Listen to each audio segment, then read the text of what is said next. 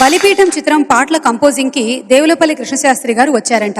వచ్చి రాగానే ఒక కాగితం మీద కుశలమా అని రాసి చక్రవర్తి గారికి చూపించారంట. క్షేమ సమాచారాలు అడుగుతున్నారు అనుకొని, మీ దయ వల్ల క్షేమమే సార్ అని అన్నారంట చక్రవర్తి గారు. అందుకైన ఇది పలకరింపు కాదు నాయనా, నువ్వు చేయబోయేటువంటి పాటకి నేను రాసిన పల్లవి అంటూ కాగితం మీద రాసి చూపించారంట దేవులపల్లి వారు. ఒకే ఒక్క మాటతో ప్రారంభించిన ఆ పాటని పూర్తి చేయడానికి కృష్ణశాస్త్రి గారికి 3 రోజులు పట్టాయంట.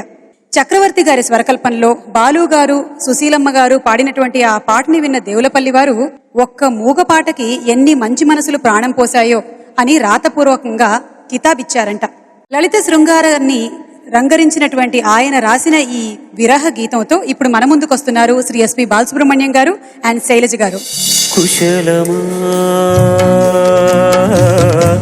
నీకు కుశలమేనా, మనసు నిలుపుకోలేక మరీ మరీ అడిగాను, అంతే అంతే అంతే. కుశలమా నీకు కుశలమేనా,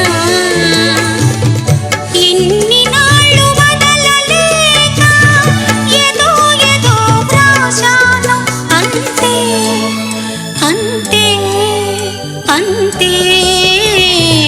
కుశలమా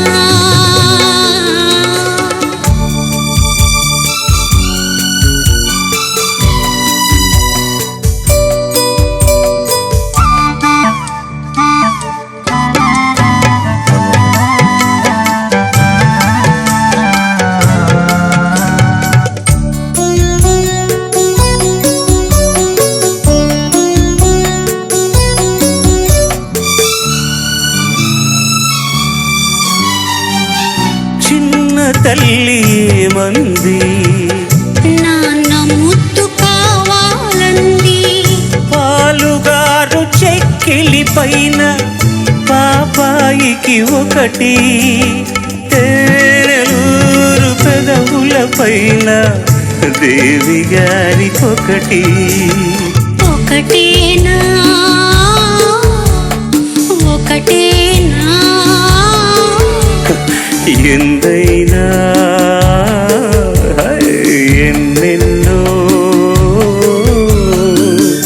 మనసు నిలుపుకోలేక మరీ మరీ అడిగాను, అంతే అంతే అంతే. కుశలమా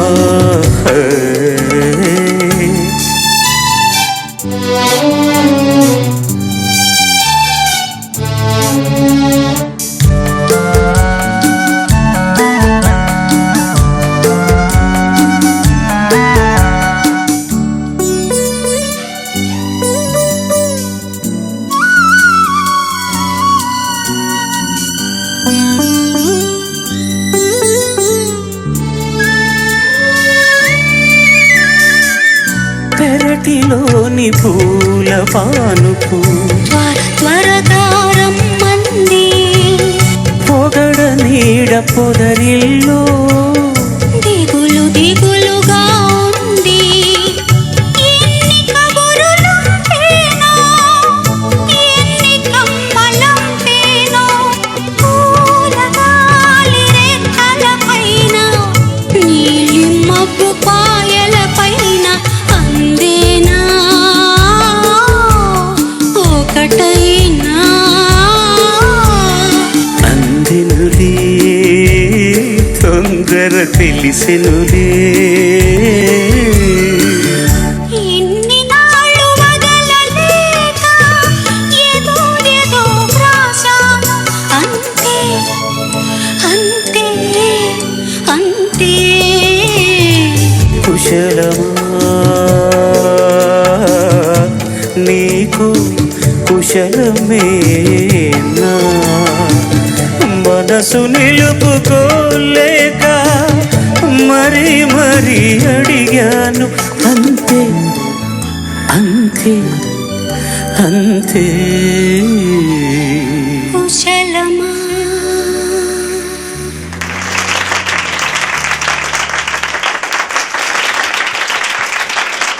One big round of applause to my musicians, please. ఎంత మధురమైన ప్రేమ గీతాన్ని అందించారు సార్. ప్రేమ లేఖ. ఆ లేఖ గురించి మీకు కూడా తెలుసా?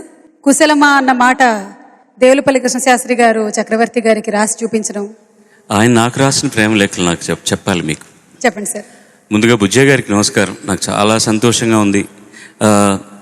ఆ వయసులో వాళ్ళ నాన్నగారిని చూస్తున్నట్టుగానే ఉంది. చాలాసార్లు రికార్డింగ్ తండ్రి గారితో వచ్చేవారు. వారు ఒకే పట్టణంలో ఉంటూ కూడా కలుసుకోవడం ఎంత అరుదైందంటే, ప్రేమలేఖ చెప్తున్నాను. ఇలాంటి పాట, బహుశా ఈ పాట పాడినప్పుడే ఏమనుకుంటాను, వారికి కంఠం ఇబ్బందిగా ఉన్నప్పుడు అన్నీ రాసి చూపించేవారు. ఒక మూగ పాటకి ఎన్ని మంచి గొంతులో అని రాశారు. అక్కడ కూడా భావుకతే, అక్కడ కూడా శబ్ద సౌందర్యమే, అక్కడ అక్షర ప్రజ్ఞే. మరొక పర్యాయం, ఇంటికి రావా అని సౌండ్ చేశారు. వస్తానండి, తప్పకుండా వస్తాను. గజబిజిగా ఉండే రోజుల్లో పాట రికార్డింగ్ అయిన తర్వాత మళ్ళీ చీటి మీద రాశారు. వస్తానంటావు, బెల్లిస్తావు, వస్తావో రావో, తీరా నువ్వు వచ్చాక నేను ఉంటానో ఉండను. తలుచుకుంటే నాకు గుండె బరువు ఎక్కుతుంది. ఇప్పటికీ కూడా కళ్ళు ఆర్ద్రం అవుతాయి. ఆ మహానుభావుడిని పిలిచినప్పుడు ఆ సరస్వతి ఆలయానికి నేను ఒక్క పూట కూడా వెళ్ళలేకపోయానే అన్న ఒక అసలు ఈ పాట ప్రతి ఇంచ్ నాకు కార్డుతో సహా ఈ పాట గుర్తుంది నాకు. ఎందుకంటే తెలియదు, ఎందుకంటే కొన్ని పాటలు ఎందుకు అలా గుర్తుంటాయంటే అది అంతే. ఎన్ని కబురులంపేనో, ఎన్ని కమ్మలంపేనో, పూలగాలి రెక్కలపైన, నీలిమబ్బు పాయలపైన. ఎందుకంటే రొమాన్స్ ఎక్కడి నుంచి వస్తుందండి? It is not necessary to show your self of. You mean what I say? And ఏదో బిగి కౌగిలింతలు చూపించడమో, లేకపోతే ఒక సిద్ధార్థ పోజులు వేయడమో, ఇది కాదు రొమాన్స్ అంటే. This is romance. పొగడనీడ పొదరిల్లేంటి. ఇప్పుడు నాకు చిన్న గర్వంగా చెప్పాను కదా, ప్రతి ఇంచి గుర్తుందని. నేను పాడతాను background. I want to sing with all your permission.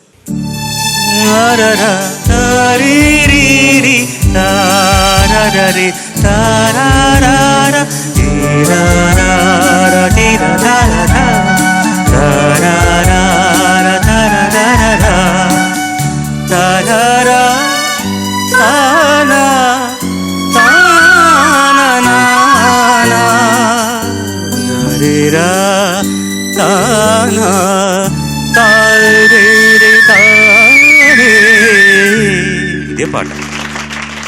Super sir, super. నేను ఇద్దరికి నా కృతజ్ఞత తెలియజేసుకున్నాను అనుకుంటున్నాను. ఒకటి ముగ్గురికి పాట పాడిన రాసిన మహానుభావుడికి, నెంబర్ 2 చేసిన మా అన్నయ్య వాడు చక్రవర్తికి, అంత అందంగా అరేంజ్ చేసి ఫ్లూట్ వాయించిన గుణసింగ్కి, ఈ ముగ్గురికి ఈ పాట గురించి మాట్లాడడానికి నాకు ఎక్కువ అవకాశం ఇచ్చిన థ్యాంక్ యూ.